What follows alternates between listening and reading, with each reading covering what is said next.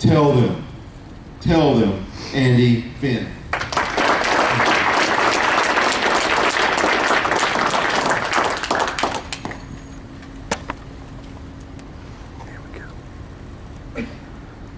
Yes, I know we're past the return date. It shouldn't matter. You're the ones not honoring the contract. No, my complaint is that your toaster oven stinks. Mr. Contest Master and friends, do you get frustrated by the clowns in call centers? I can't afford the time it takes for these calls. But I can't afford to forget it. I want to tear my hair out, but it's obvious I can't afford that. 3 months later, I was on a flight from Phoenix to Denver. The woman beside me had 3 noisy kids, and I'd had enough. As a parent, she was Marge Simpson, without the blue hair, and her little Bart was in the seat behind me, kicking me since we lifted off. I didn't need strangers kicking me. I'd had a tough day. Besides, there were people back at the office paid to do that job. Would you please have your child stop kicking my seat? Bart, settle down. This woman turned to me. I'm sorry about that. I'm Jan. I'm just not paying attention. You see, we're going to live with my parents. Last week, our house burned to the ground. Suddenly, my tough day was a walk in the park. My attitude shifted in a minute. I'm Andy, and I am so sorry. We talked about it.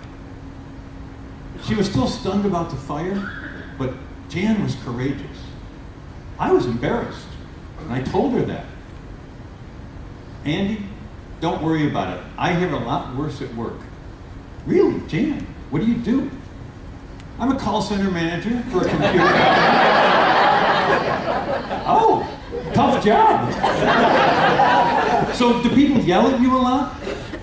Yes, but I've learned that it's never personal. How can that be, Jen? I mean, they're yelling at you. They're really yelling about the product. Andy, that's the toughest thing that we have to teach new technicians in training. But we have a psychologist who comes in and tells them that it's never personal. It's never about you. It's always about the person yelling.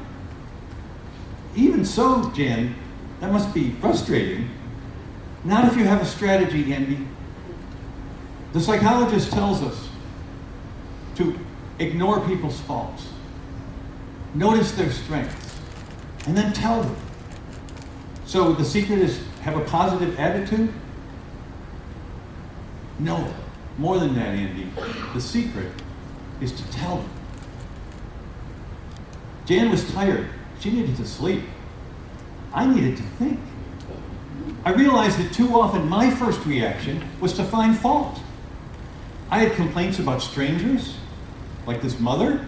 I had complaints about the people I worked with. I had complaints about the people I said I loved.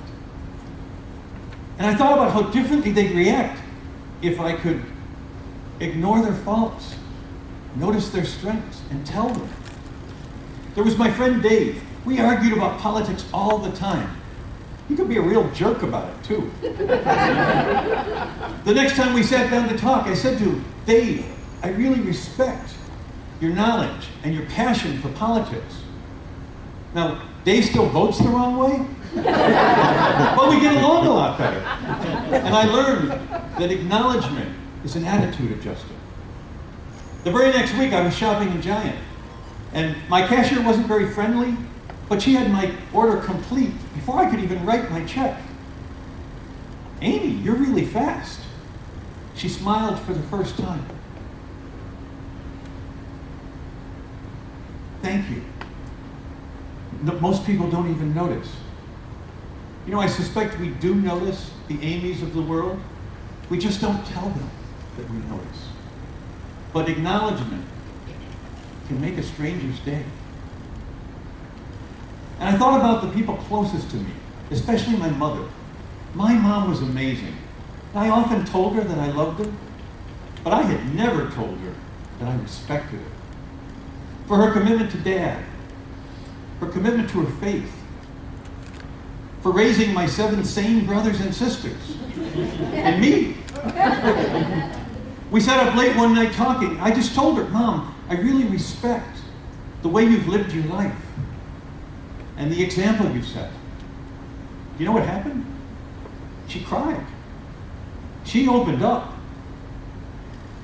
Andy, you don't know how hard it was at times.